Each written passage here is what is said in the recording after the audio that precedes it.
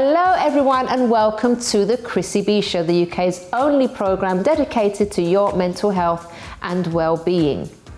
On today's show, resident careers expert coach Chris Browne will be talking to us about the grit mentality that separates successful and unsuccessful people at work. He will be explaining how this mentality allows for people to achieve their wants and desires at work.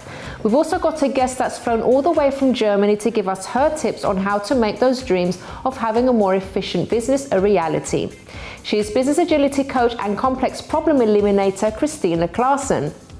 And we'll also be joined by dancer, singer, actor and all-round entertainer Jaron Joiner on the show as he gives us a performance of his new rap song dedicated and inspired by those going through mental health issues. As always, Dr. Rob Hicks will be answering your medical questions. I'll also be giving you my tips on how to turn an idea into a reality. But first up, we just wanted to say a huge thank you to everyone that's taking part and supporting our very special mental health dance challenge. Now, we've had a great response and we'll be showing you one of the videos later on. But now on the show, we have a sleep advisor from the Sleep Council to help you get a better night's sleep. They're going to be telling us all about those bad sleeping habits out there and how we can remedy them. So let's see what they have to say. Hi guys, it's Lisa here from the Sleep Council. Thanks ever so much for having us on the show. We wanted to run through what the top 5 common mistakes people make when it comes to getting a good night's sleep. Mistake number 1 is using gadgets before bedtime. Whether that's your smartphone, your tablet or even your TV, it's the blue light that emits from these devices that plays havoc with your body's internal body clock and suppresses the production of the sleep-inducing hormone melatonin. Turn off gadgets at least 30 minutes before bedtime and ban all gadgets from the bedroom. Mistake number 2 is drinking alcohol to relax and aid sleep. While it does initially relax you and help you to nod off, it does decrease the amount of time you spend in REM sleep, the deep restorative sleep. Plus, you'll find you wake in the night needing the loo more and feeling dehydrated. Mistake number 3 is irregular sleep patterns. Key to achieving a good night's sleep is having a regular sleep schedule. We thrive on routine and going to bed at the same time all the time and waking up at the same time all the time. It helps to program our minds and bodies to sleep better and we love it. Another common mistake people make is drinking caffeine too close to bedtime. Caffeine is a stimulant and its effect on sleep is well known. Try and avoid it 4 to 5 hours before bedtime and have a hot milky drink or a herbal tea instead. The last point we're going to make today is sleeping on an uncomfortable bed. Again, this is a really common mistake people make. The surface we sleep on plays a really big factor in getting a good night's kip. It's difficult to get deep, restful sleep on an old, uncomfortable bed. A bed with the correct support, comfort and space will ensure you wake less, move about less, are less disturbed by your partner and are less likely to wake up feeling tired or aching.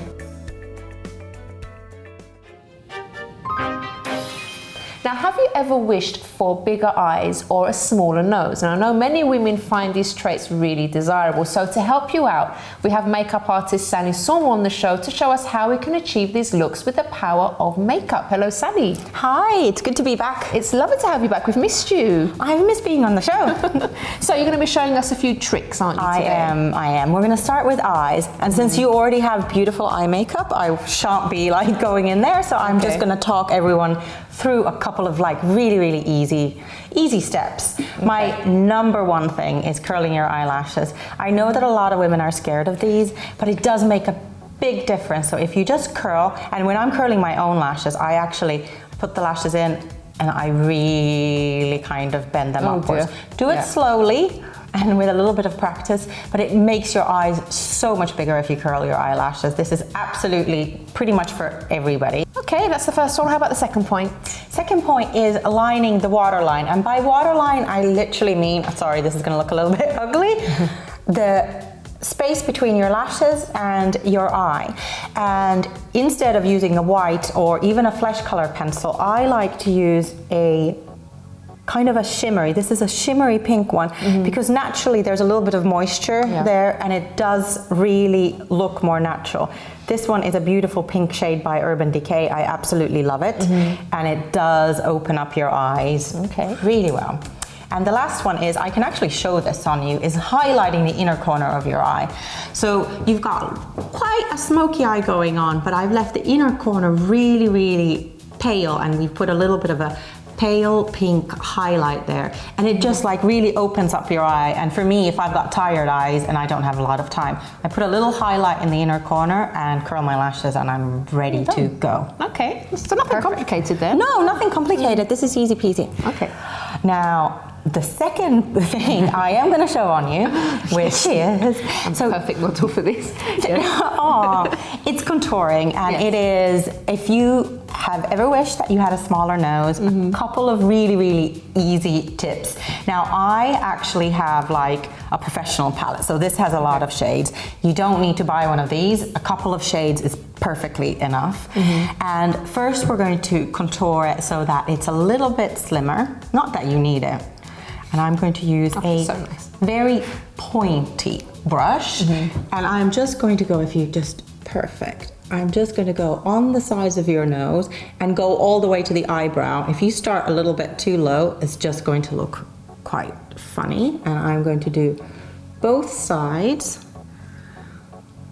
And doing it with powder is a lot easier than using a cream product. If you look this way, so I see that I've kind of gone even.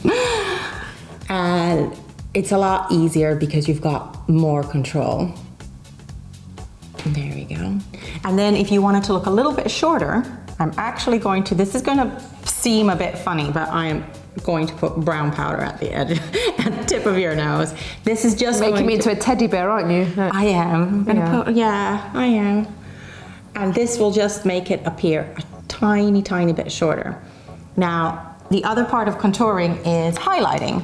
So I'm going to take a slightly smaller brush, and I'm going to use a shimmery tone, and I am just going to do the bridge of the nose, just here, so that will really bring it out, and the tip of the nose, just above where I did the shading. Now, if we want it to look a little bit more buttony or a little bit more pointy-uppy, this is a trick that even I only learned in like the last couple of months, and I absolutely love it, and it does work. I'm going to take a very small brush, and we're going to take a medium shade, and this is going to sound scary, but I'm going to draw a horizontal line across your nose. Okay. So the idea is whatever you put a darker shade in, it recesses a little bit. And that way it's gonna look like this area, the bridge of your nose is high and this is high. But if there's a little bit of a shade there, it just makes it look like the tip of your nose actually goes up a bit. Interesting. Thank you. I should look at myself in the mirror later. Hold on, let me just blend that a little bit more before you look in the mirror. Perfect. Thank you very much, Sunny. Tiny, tiny nose. Yeah. Okay. Thank you so much. You are very welcome. We'll see you again next time. Now, don't go away, because after the break, Coach Chris Browne will be talking to us about the mindset of grit, and business agility trainer Kristina Klassen will be showing us how to achieve your goals and objectives in business. But first, according to a 2016 Huffington Post article, which of these is a common mistake people in business make? Is it A, ignoring your staff, B, ignoring your clients, or C, ignoring the competition? Find out the correct answer after this break.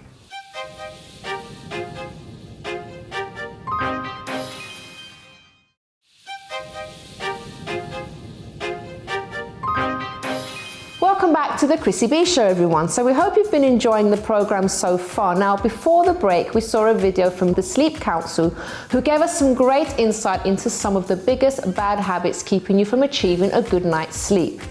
Now, before I get on with the rest of the show, before the break, I asked you, according to a 2016 Huffington Post article, which of these is a common mistake people in business make? Is it A, ignoring your staff, B, ignoring your clients, or C, ignoring the competition? Well, I can tell you that while A and B may very well be bad ideas when it comes to running a business, the answer is C, ignoring the competition. According to the article, a common mistake made by people that are both new and old to business is not taking note of what their competition is doing. It reads, while there is a lot of advice floating around about not being obsessed with your competition, you should also not ignore the competition either. Every business has competition, and not just from other businesses. Sometimes the toughest competitor is you. If you don't know why your business is better than your competitors, or you are not conveying that message properly to your customers, then you are going to lose the war. So very interesting there. Now, here to tell us even more about the do's and don'ts of business is Agility Coordinator Kristina Klassen. Welcome to the show, Kristina.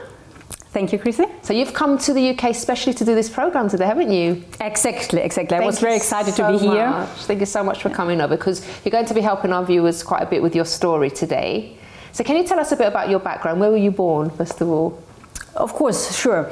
I was born in the Ukraine and I was raised there. And in the age of 19, I moved to Germany without speaking one single word German. And it was a very adventurous journey. And I'm not sure if I would have done it when I knew all the challenges I would face, but it was absolutely great. So obviously you did face challenges. Would you say those challenges made you the person you are today? And absolutely. I don't want to miss this experience. Okay. Yeah. And had you always been business minded, even when you were sort of a little girl? Were you kind of thinking that you wanted to do something really big in the future, or did this come later with life experiences, would you say? You mean in the early age? Yes. When I came to Germany, it was for me like the biggest goal was to go and to study. Because in the Ukraine it is a different situation, very difficult situation, and the education is very high, but the opportunities after the university degree are very low. So for me, it was my highest priority to go and to study in Germany, and then like step by step it's developed, and I set the goal to reach this company, to set up a company. Can you tell us what you do today, first of all? Of course, yes. Today I help companies and individuals to reach their peak performance. For the corporates, I solve issues when nobody else can solve. Wow. And I make things happen faster and easier, and this means for the companies that they save a lot of time and money. And for the individuals, I coach executives and business owners to succeed 100% in 3 most important areas in their lives.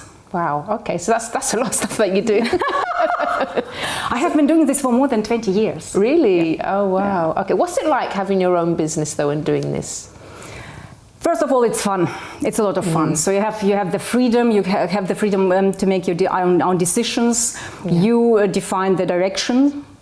You define and decide what do you want to do and when do you want to do. And of course, you have to work a lot. So it's everything else. When somebody else says it's easy, I have my doubts. Okay. Yeah. So what advice could you give our viewers today, Kristina, on how to set goals and actually stick to them? What would you say? I would say, first of all, you have to define a clear goal. What do you want to do? Where do you want to go? So it's not enough to say, I want to have a business or I want to earn money. What does it mean to earn money? It's 10 pounds or it's 1 million. Everything is money. So your goals have to be very clear. And what is very important to succeed is you have to believe. Whatever you set your mind to, you have to believe and to be sure and to have a positive outlook of life and to say, yeah, I know I can do it, I can make it. Because sometimes people think they believe because they sort of have this idea in their mind and they think, yeah, I really want this and I really believe in this. But then they kind of start and then it's like the dream sort of dies, or this thought that they had they just don't continue with it for some reason. So it's like they didn't really believe in it in the first place. Yeah, but the big difference is between a dream and a goal. So I absolutely agree when somebody says you have to dream big. Absolutely. It's what I do still. I still have dreams and they're bigger and bigger than they were before. But you have to make it very clear, and you have to make an action plan. You have to do it. So most people, they do the same mistake, they procrastinate. They have a great idea and a big dream and they say, oh, I want to have it. And then, when you talk to the same person, like 1 year later, how far are you? Oh, it's still the big dream. Yeah, how far are you? And nothing happened. Nothing's happened at all. Yeah. Okay. So just get on with it and just do it basically, and then just at least make a start. Yeah, and many people, they are afraid of failure. So like the fear is very big. There are two fears which handicaps people to succeed in business or in private life as well. The one is of change. So like we're human beings, like we stick to routine, right? So when we've got it once, we just keep it doing the same way. It's comfortable, isn't it? Exactly, it's comfortable, but you have to leave the comfort zone to make magic, And the other is fear of failure. So people want to succeed, but to succeed you have to fail several times, and it's fun, really. As long as nobody's hurt, When everybody survived, it's fine. See, I like your positive attitude, because most people, when they fail at something, or fail in inverted commas, it just seems to take away their confidence, and they don't want to try again. But the way you're talking about it is like, okay, you failed, it's fine, you learn from it, and then just carry on. How do you develop that attitude? When I came to Germany, failure was not an option. So I didn't have anybody who can do anything for me. I had to do it myself. And I didn't think too much about it, I just did it. And the funny thing is, when you start doing it and you see the success step by step, you get motivated by this success. And then you fall again, and it happened to me several times, and I said, okay, so let's go again. So let's do it another time. And then I do it better, and I learn from mistakes. And this just think positive. Whatever happens to you, just think positive. I know sometimes it's easier to say than to do. Especially when you have some serious issue, health issue, financial issue. But by the end, everybody has something to be grateful for. And to look forward to something. It might be your spouse, it might be your cat, it might be whatever, your car, whatever it is, we have all things we are grateful for, we just forget it. I mean, it's important that you said, because I like bringing on guests like yourself, Kristina, who actually say, there's times when you failed, when things have been difficult, because sometimes people might look at you and say, oh, look at her, I can never be like her, she's so successful, and they kind of think she can't have been through any tough times, or she can't have ever failed, because she's so good at what she does. But they don't actually realize, just because you don't talk about it maybe so often, they don't realize the struggles and the things that you've had to overcome, not just financially, physically, but even mostly mentally, I suppose. Of course. People expect when you are helping other people, you never have tough times. It's not true. Of course, I do have tough times, but as you said, Chrissy, I don't talk about this a lot, because I always focus on positive things in my life. It's not about not to complaining, and not about not to take it seriously. I just say, okay, it happens, move on. It happens, move on. And just focus on the positive things. And I can tell you how many nights I spent crying in my pillow. It's just when you feel like you can't, But this you can't doesn't exist for me anymore, Because when, the saying from Henry Ford, whether you think you can or you think you can't, you're right. And this is like the big saying in my life, because I say I can, and this is why I succeed for my clients. There are so many projects where everybody said, oh, no chance, you can't succeed in this one. But I know I can, and this is why I succeed all the time, again and again. And for my clients, I make them believe they can, and then they succeed. So I can't wish for them to succeed. It doesn't work, right? But I can make them believe to succeed, and then it works. And when you see this success step by step, this is very important what I saw. When you dream big, but make an action plan very clearly with small steps. And then when you see success, you get motivated, you get more power out of it, and then you can say, oh, I want more, I want more, I want more, Okay. Now you have a certain sparkle about you, Kristina, I have to say. See, I told you. So you are probably extremely busy, and I know some people that have their own business and stuff, it kind of drains them, and it's like they're not enjoying having their business because they're so stressed all the time. How do you keep so happy and positive, and I wouldn't say stress-free because I know you have your stresses, but how do you keep so happy about everything and so full of energy? Funny that you're asking this. I have been asked to write a book about this, because it doesn't matter what time it is. When I come to a meeting, I'm like, let's go, and everybody like, come on, it's 7 p.m. Well, what did you take? Give it to me too. And this is part of how I help other people as well, is how to get energized, how to get positive mindset. And to be energized, I've got a daughter. And she's, for me, one source of energy, for example. A smile of a child is the best thing you can have. It's absolutely wonderful, And then the positive thoughts, they give you a lot of energy. The right food, sports, and the right people. Okay. You create your own life, you create your environment, you decide who you spend your time with, you decide what you eat.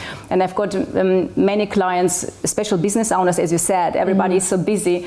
And many people think you can't live healthy when you are busy, when you are traveling a lot. Yeah. And all my clients are in the beginning like, will it work out? I'm so busy, I travel 300 days per year, so I don't have time for workout and healthy lifestyle. And after shortest period of time, they're like amazed, wow, it's so easy. Yeah. Because the best things in life are easy. This is the point. Yeah. People are expecting always overcomplicated advices and solutions. It's not complicated. It's simple, yeah. And when are you going to write this book, Kristina? Because we want to know about it. Okay. Now I have to write this book. You have to write. You said it publicly now. Okay. You will be the first to know about it. Thank you. We're looking forward to reading that, Kristina. You've been an absolute marvellous guest to have on today. Thank you so much for coming on and lighting up the studio. And we wish you all the best for the future. And please do keep in touch. Thank you. Okay? I will definitely. Thank you for having me here.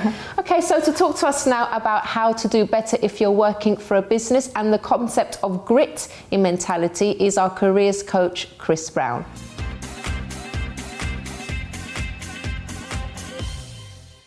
Welcome to the show, Chris. Glad to be here, Chrissy. So today we're talking about grit.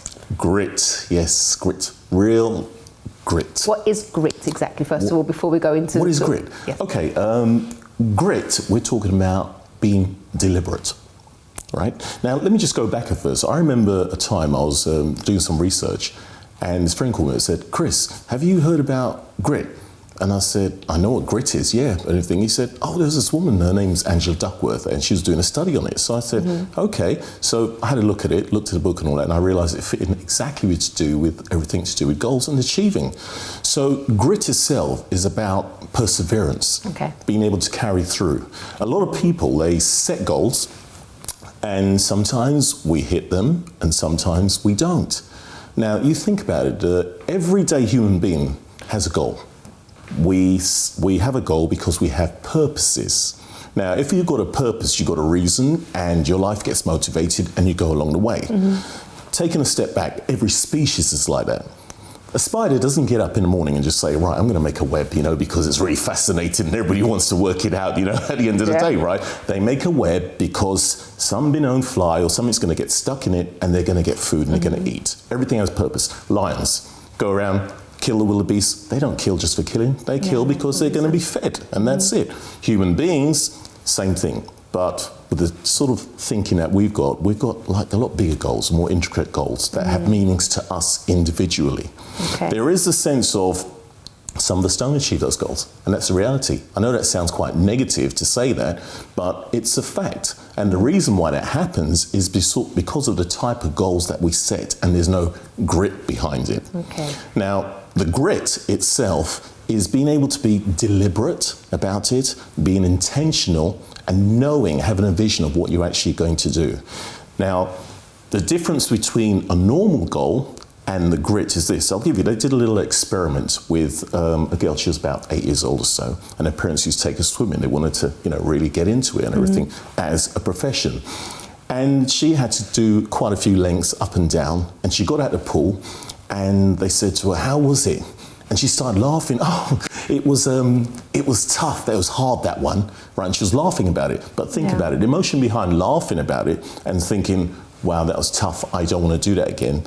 Some people have that thing inside them where they'll rather go through the grit and go through it, enjoy it, and achieve the goal. And then there's some who think, well, hang on, this has got a bit too tough, and they set back or they lower the goal or whatever, or they go off it and go into another thing instead. So grit has to do with being deliberate.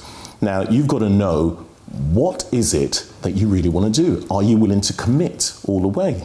Now, sometimes we're not. It looks fantastic in the beginning. It looks great. It's like doing a study, 3-year study or something like that. It's great. At the end of it, you get that cert and it's all that, and you qualify in this, and then partway through, you go through this, family situation, that situation, this situation, and you haven't got that grit to go through. So you do not finish it off. You either delay it, or you wait till later, or you sit back and think, I should have done that. Yeah, exactly, and the time is gone. So you've got to find that sort of thing inside you, that grit, to make the difference. I really advise someone to look up grit and see what it's about exactly. But what's the difference then with people then? Because you get some that don't achieve, and you get some that kind of achieve beyond even what they set out to do. Right. The difference between those who don't achieve, and those that and those who beyond. set beyond. Yeah. You see, when I mentioned that little girl laughing, it wasn't the chore of actually doing it. It became a part of her, of something she likes to do. They do it in the army, with these army cadets, where they put them through certain training, and quite a number of them fell out before. Those who just took it as something I have to do and will carry on, go through it all the way. And that's a slight difference in the mentality of it, being able to hold that grit. Is there anything you can do to actually develop grit? Yes, there is actually, there is. And the truth about it is, it's just like when you go to the gym. I'll put this in a practical way. Let's just put it in an everyday way. It's like when you go to the gym and you start on the weights and you've got a trainer saying to lift this, lift this. You look at it and you think, I'm never going to be able to get up to the level of those people over there. Already you're put off, right? And you're not actually putting what you should put in it. So 10 reps, no, this is 5. This is going to be too hard when I get to, 7, and you give up and you think 2 weeks after you're not bothering. That sort of mentality will not take you through, right? The mentality is, I have a vision. This is where I want to reach. I know it's going to pain. I know it's going to hurt, but things are going to change and I will get out of it. And even when you get there, it's not a case of I'm there. You just got this thing of keep going, I mean, let's just talk about generally setting goals in itself. I mean, the everyday person, let's put it this way, let's put some realistic goals. Some people have not got that purpose to actually get up in the morning. You don't know what's going on in their life. You don't know how depressed they feel. You don't know that maybe unemployed or whatever. And they're just feeling, I can't be bothered to even get up, right? So sometimes you've got to set some real simple realistic goals. When I say realistic goals mean I'm going to wake up at 7 every morning. I'm going to wake up at 6 for 3 weeks, or I'm going to eat muesli or eat healthy for about 3 weeks, until it becomes a habit. The old one we say to 21 days, right? So what I'd say is this, look, set a simple goal, a realistic goal. But when you've set this goal, pick 3 areas in there, or let's say 3 obstacles to be exact, that will actually stop you, that normally stops you. Think about it really. I mean, I'll say this, let me just say this to you at home. Get a piece of paper. Let's forget a piece of paper. We say piece of paper. Get your pad out, right? Get your pad out, right? Set a goal, a realistic goal. After you've set that realistic goal, this is what I want you to do. Write down 3 things that actually stops you, 3 obstacles that normally stops you. Sometimes the obstacles are simple things like, oh, I don't think I'm bright enough to do this because somebody told me I can't, or I don't think I'll ever really get there, or somebody's told me that you can't do it. So these are obstacles, or they might be something personal inside. After you've done that, this is where it really starts. This is where the work starts. I want you to do this.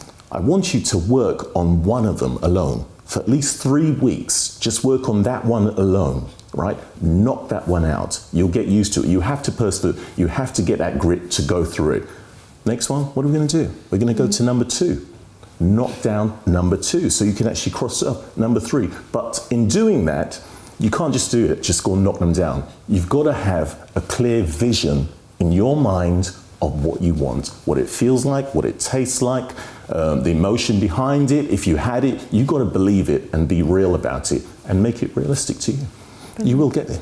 Definitely. Chris, thank you so much. Pleasure, Chrissy. And we'll see you again very soon for some more coaching advice. Look forward to it. Thank you. Now don't go away, because after the break, entertainer Jaron Joiner will be unveiling his rap support based around the struggles of mental health. And as always, Dr. Rob Hicks will be answering your most pressing medical questions, such as this one. I've had a fever for 3 days. Is it normal if you are sick for a fever to last this long? I don't think it's a big deal, but I've never had one last this long, and I'm trying to figure out what is going on. Well, we're going to find out what is going on after this break.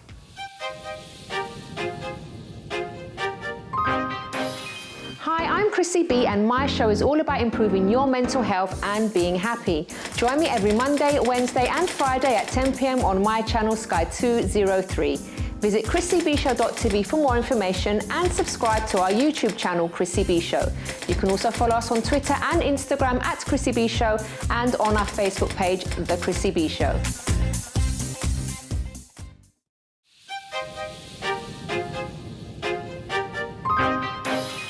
Welcome back to the Chrissy B Show, everyone. So we hope you've been enjoying the variety of advisors we've been featuring on today's show, from sleep counsel expert Jessica Alexander to business and careers coordinators Kristina Klassen and coach Chris Browne. And now for an advisor of the medical persuasion is our wonderful resident Dr. Rob Hicks, here to answer your pressing medical questions. Hello, Rob. Hi, Chris. Did you like your intro? I feel like I'm going to blush. Okay. I'm not going to be able to get out the door. All right. So it's lovely to have you back on.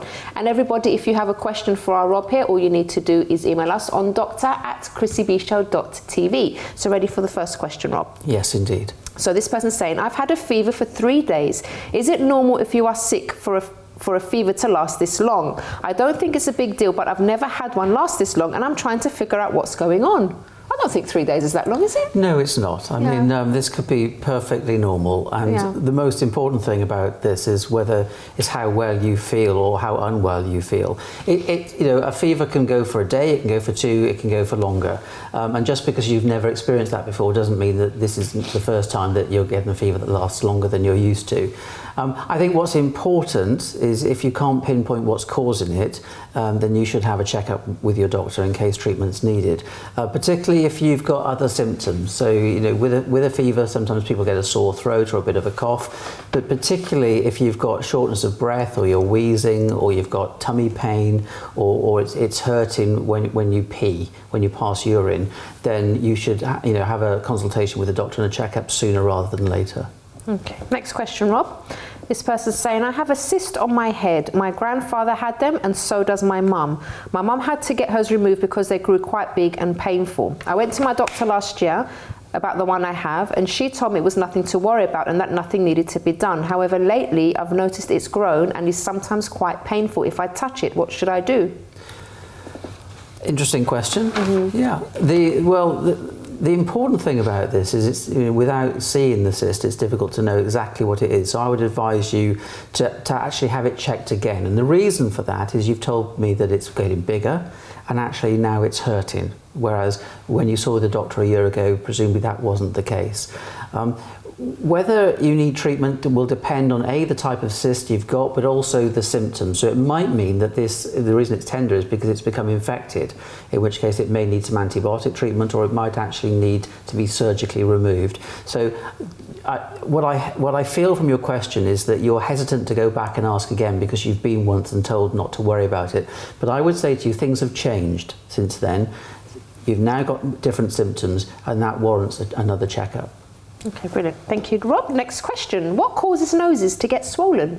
They got punched, maybe? Yeah, well done. The sort of what causes a nose to get swollen. That's the first thing. You're right. An injury is the most common reason why a nose swells and becomes swollen. Other reasons are if you've got a cold and you're constantly blowing your nose and wiping your nose, then that can cause the nose to enlarge to a degree and it will feel swollen. Another is a condition called rosacea, which can cause a rash and little sort of pimple-like spots on the cheeks and the face, but also it causes a condition where the nose tissue becomes thickened and you'll see people with a bulbous nose. This is often mistakenly thought because somebody drinks a lot of alcohol when actually they've got a skin condition called rosacea. We did a video about that, didn't we? We did indeed, and it's a myth, and it's very irritating for somebody who's got this long-term skin condition for people to keep frowning at them and saying, well, you really ought to cut back on the booze, because that's not the reason. Allergy is another reason why this might be the case. Something might be irritating the skin of your nose. It might be because of cosmetics that you're using or cleansing lotions. And the other thing is it might be that there's an abscess in the nose, and particularly if the swelling is one-sided rather than just universal swelling of the nose. So if this is obviously concerning you, so the way to diagnose this is to get it looked at, and I would suggest you have a checkup with your doctor who'll be able to pinpoint what the cause is and whether you need any treatment or indeed whether you need to worry about it at all. Lovely. Okay, next question, Rob. What is the danger of measles to me when pregnant? That's a very, very good question. The danger is really to your unborn child, in that if you get measles and you're not immune obviously you're not immune if you get the measles infection, then the risk is premature birth, indeed miscarriage, or indeed a stillbirth. And that's why if you are pregnant and you think you may have come into contact with measles, and that you know you're not immune because you've not been vaccinated, then you should speak to your doctor as soon as possible. What your doctor may suggest in those circumstances is giving you an injection of antibodies to try and reduce the severity of the infection. The scientific evidence doesn't say that reduces the risk of problems for the baby, but it may actually reduce the severity of the infection for you. And on the flip side, of course, is if you're a woman who's thinking about becoming pregnant and you don't think that you've had a vaccination against measles, then again see your doctor, because the doctor will recommend you having the measles vaccination as a combination, the MMR, so that you are protected. The other thing, because that's a live vaccine, the measles one, you can't be given it during pregnancy, because that would obviously cause infection in the baby and cause the baby problems. If you do have a vaccination before falling pregnant, you'll be advised to wait at least a month before falling pregnant, again because of the vaccination situation. Rob, if you've actually had a vaccine but then forgotten about it and then you go and have another one, is that... It's not a problem. Okay. In fact, it happens quite frequently that somebody has had a vaccination, they can't remember if they have or they're not sure. Yeah. They haven't got it documented, so they'll have a repeat vaccination and it's not a problem. Okay, all right, brilliant. It's better to be sure. Yeah, to make sure. Okay. Next question. As a student, my life is pretty stressful. This year I've noticed a mild rash on my fingers and hands, and it seems to coincide with my exams. Is it possible that my stress and anxiety is causing the rash? The answer is yes. Yeah.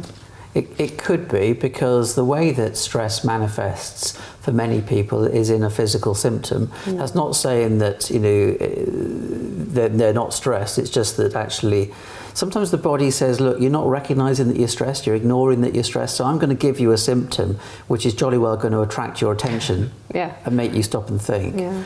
So yes, it could be a flare-up of eczema, for example, that you may have had years ago and had forgotten about. But it may be totally unrelated to stress, and it may be another condition, let's say like a contact eczema or contact dermatitis, from something that's coming into contact with your fingers. What's important, I think, is when you've got the rash, is that you ask your doctor to take a look at it so that the diagnosis can be made and then the treatment can be used that's appropriate.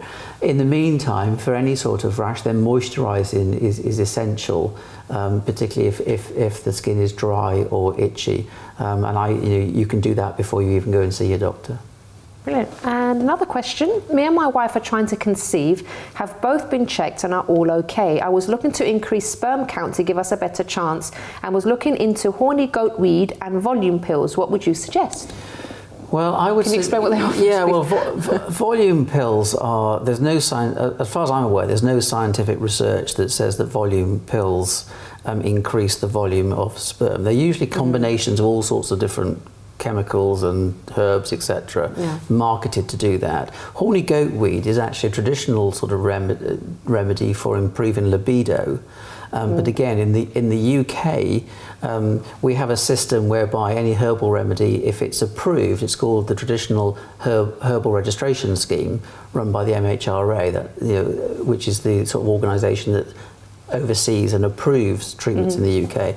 And at the point of this conversation, horny goat weed doesn't have a registration. Okay. And as far as I'm aware, there's no evidence to say that it can increase sperm count. Okay. So my answer to you would be to not to particularly use those supplements, but actually to think about the things that can improve your sperm count and indeed the health of your sperm.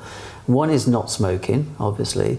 The other is, keeping your alcohol consumption to within the safe recommended limits, or indeed, if you really want to give your sperm the best chance of being healthy, then not having alcohol at all for a while. Obviously, avoid the use of recreational drugs, because that will harm sperm.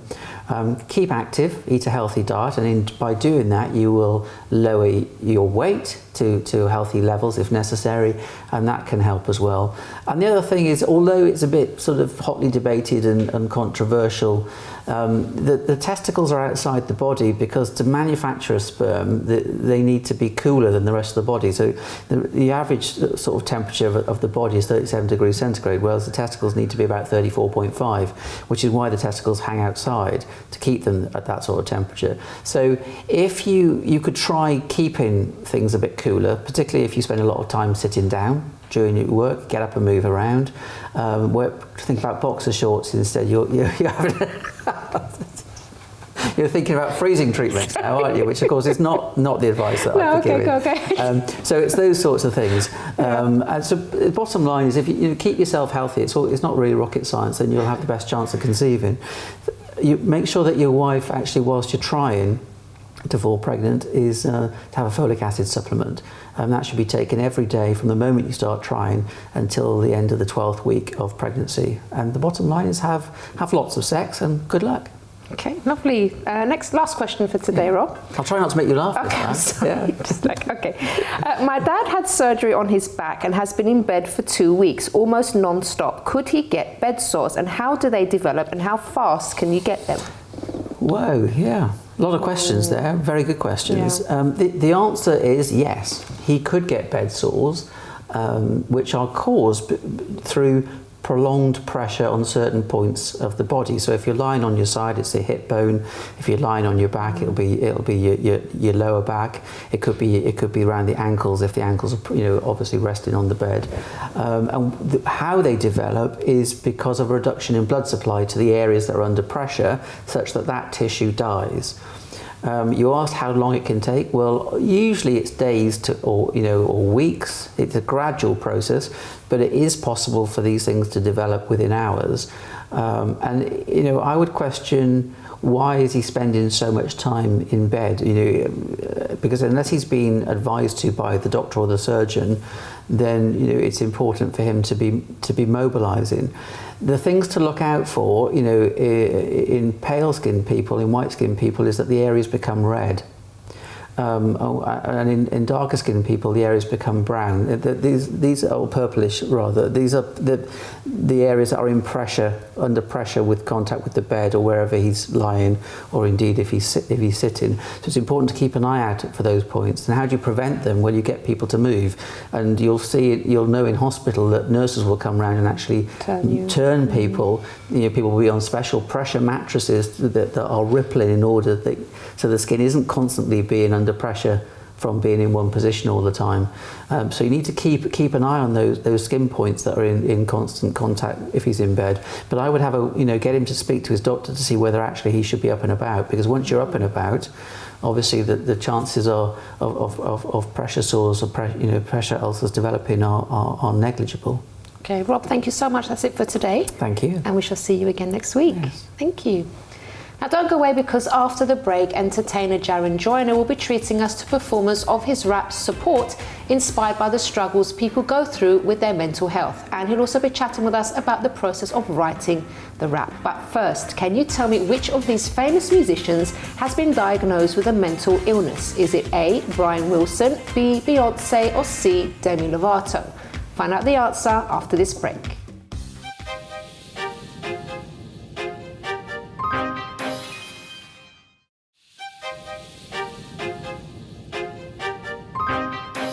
Welcome back to the Chrissy B Show, everyone. Now, before we get on with the last part of today's show, before the break, I asked you which of these famous musicians has been diagnosed with a mental illness. Was it A, Brian Wilson, B, Beyonce, or C, Demi Lovato? Well, I can tell you that the only one on the list to be medically diagnosed with a mental disorder was A, Brian Wilson of the Beach Boys, who was diagnosed with schizoaffective disorder in the late 60s. However, all of the artists on the list have spoken out about the importance of mental health and their own struggles with it, with Beyonce saying recently in an interview how she had to take a year off to deal with her mental health. She said, "It was beginning to get fuzzy. I couldn't even tell which day or which city I was at. My mother was very persistent and she kept saying that I had to take care of my mental health." So some very important stuff there. Well, we hope you've enjoyed today's show on how to help turn ideas into reality. Coach Chris Browne has been on to tell us about how to go around achieving those goals at work. And on top of all that, Kristina Klassen came all the way from Germany to tell us how to achieve goals in business. And now for the last part of today's show, we're going to be experiencing a performance from Jaron Joiner of a new rap called Support, written around the issues of mental health. Jaron will also be telling us about how and why he wrote the song, so please enjoy. Mental health is a topic. I got some stories I thought I'd share with you, to give you an opportunity to have a discussion or even a point of view. They'd be like, "Yo, Jay, I feel like I'm trapped in a bubble, and it's double trouble when I have no shoulder to lean on, think I'm getting ready to stumble, but yet crumble. I gotta get a hold of this game called life, the ball, don't wanna fumble. But I'm feeling hopeless and my emotions won't allow me to be humble. Sometimes I ask myself, is it in my brain? Or is it the world that tells me that I'm partially sane? Well, that's why I don't tell others for the fear of them judging my personal pain. And deep down inside, I believe I'm gonna have a better aim. But my frustrations and anger remain to claim the possibilities and opportunities to gain any change. Plus, he took the funding from the arts, and that really ripped my heart apart. Because it's something I did at a young age, expressing myself at an early start. Now, how would I connect my emotions when I'm feeling like I'm in the dark? Who would I turn to and who would I go to? I need a positive spark. So I go to the doctors to talk. And all I do is get his pills, but I still feel sick, chills, and haven't had a hot meal. I'm not sure when I will. I eat junk food to mask. It's not a thrill, feeling ill, and that's the real deal. I feel like I'm fighting invisible demons, going to get revenge like it's Kill Bill. But this is not a movie, this is the real feel. If I replace the meds with healthy food, maybe my mind and body will heal. So in order to get my appetite back, I get off the meds and see how my mind and body will react. And right after that, my mind and body feel like it's going to collapse. I stay busy, but still get dizzy, and 6 months later, I go into relapse. Dang. Support your sisters, support your brothers, support your friends, support your cousins, support your fathers, support your mothers, and treat everybody just like you love them. You're here for a reason. You have a purpose. You're here for a reason. You have a purpose. You're here for a reason. You have a purpose. Don't ever let nobody make you feel like you're worthless. You, yes you, you're not worthless. I know the hurt gets hard to deal with, but nothing denies what your true worth is. Hard and smart work gets time to work it. Trust me, once you find your feet, believe me, you're gonna murk it. Listen, there's many galaxies that shine no matter how far. And just because you can't see them shining, you're not one of those stars. You're shining in those galaxies. You just have to believe that's what you are. And when you find your potential, believe me, you're gonna leave that mark. Get ready, set, go, beast mode. Now rejoice the power of your life, explode. Now take a look at your fingers. You're the only one in the world that has that fingerprint. You're unique. Doesn't that make you think? When you're writing with the pen with your fingers, the emotions that flow when you write through the ink, that connect to the hand, to the arm, to the brain, you send verbal signals that make you sound verbal powerful when you speak. Oh my gosh, isn't that deep? Out of 100 million sperm, you are here. That means you can reach beyond your sky and limits when you're not at most fear. Let's reconnect with our passions, redirect our pain, anxiety, spasms. Why do you think I'm rapping? I'm hyped. This is vital. That's why I'm not relaxing. I meet people to create a positive interaction because I don't know what people are going through when I come in contact with them. Look, our food intake can influence our mood, then we break. To win or lose is at stake. Sports, arts, activities we can choose to replace. It's not too late for us to move and create. Emotionally, physically, spiritually, get your socks on and get your shoes into place. And lace them up and let's go. And support one another and come together and we can change the world. Hi, my name is Jaron Joiner. I'm a professional dancer, artist from America. I'm happy to be here on the Chrissy B Show today. And I just want to say that I wrote this support song to have a positive impact on people that may need a voice and a platform, and to be able to kind of convey some of those emotions and feelings that I was hearing from people that I was talking to on a regular basis, whether it be people I knew in the past, co-workers and friends. And so it was a great way for me to express some of the things that I would hear from people that they were going through. Well, the mental health issues have made an impact and influenced my work because, in many ways, because it makes sure you have an inclusive idea when you're teaching. Like, or even when you're working with people, just treat everyone like they're important. It doesn't matter what their talent, what their skill is, but if you can treat everyone like they're important, and you continue to do that, it allows the best to come out of them. Instead of treating them just based on how popular they are or something like that, you treat them just as individuals, as human beings, and treat them the best way you can. And then you see positive things that come out through that. So I think it's very important to treat people with an inclusive attitude, because it opens up those windows and doors for people to express themselves. It will continue to challenge and open up different ideas, because not only do you think of it as inclusive with just teaching, you think of it in everything that you do, whether you're having a brand, whether you're having clothing, whatever you decide to do, you can incorporate that inclusive attitude, because everyone has different things, but when we don't open our eyes to see those things, it's hard to open up different windows and doors and platforms. So one of the events that I did in the past was a Be Inspired event. So I will continue to do that, to continue to open up the platform so people can come and have a place where they can perform and share and express themselves.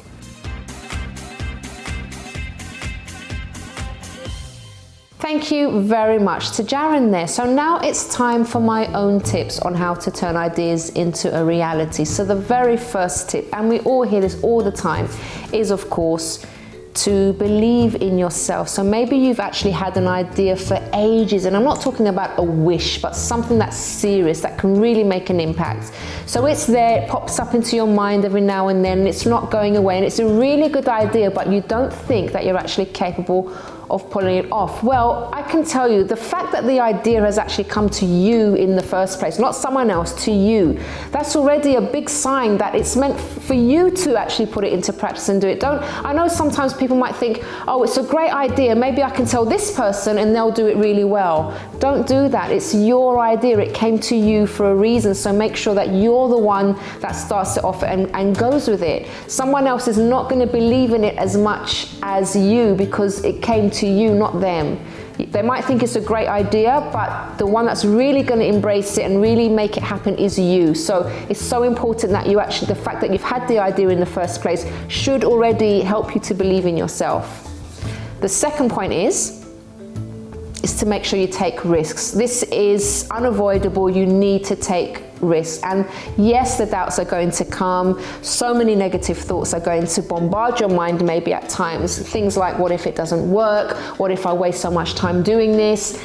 Everyone has to take risks, and like we saw from Kristina earlier, she's super successful today. She's so successful. She helps other people become a success as well, but she has taken risks that haven't worked. So she's taken risks that have led to failure sometimes, but she kept going, and those things weren't a waste.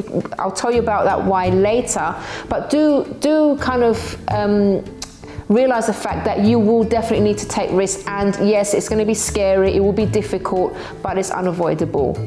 The third point is to expect the unexpected. So you may be expecting things to go one way, but then results come in a different way. So I think it's really important to be adaptable, and you need to be able to change things around. Sometimes we have a very kind of clear image in our mind of what we want, first of all, which is great, but also how it's going to work. For example, you're going to launch something and straight away there's going to be lots of interest, and you have these ideas in your mind about how things are going to work out, but it doesn't always follow that pattern. I would say rarely follow that, what you have in your mind.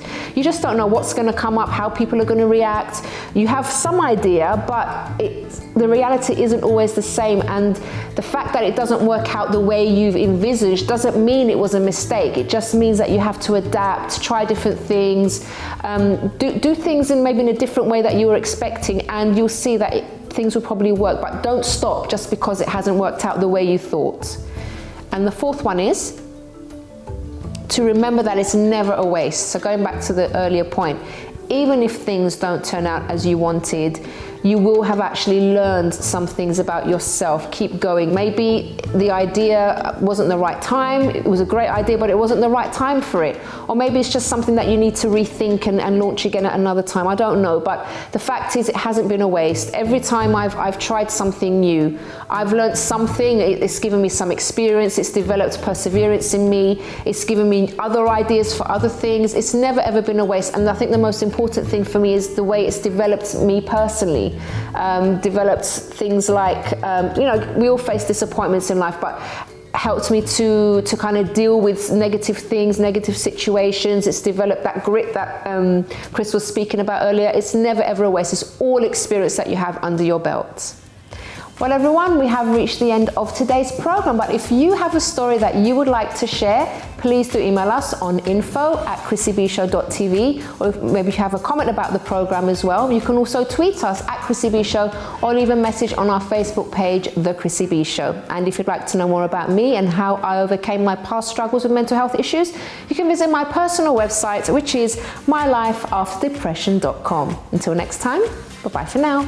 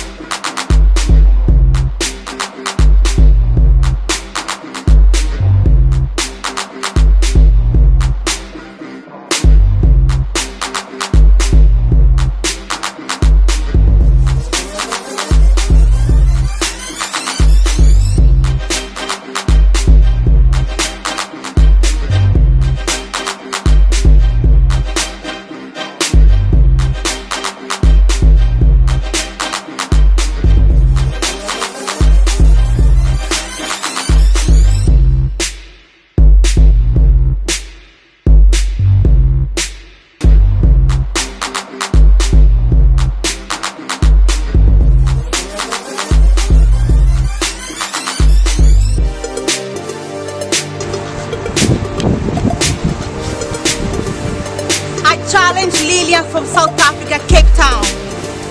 I challenge Terry from Hackney. I challenge Marie from Hackney. I challenge Nivaldine from Leicester.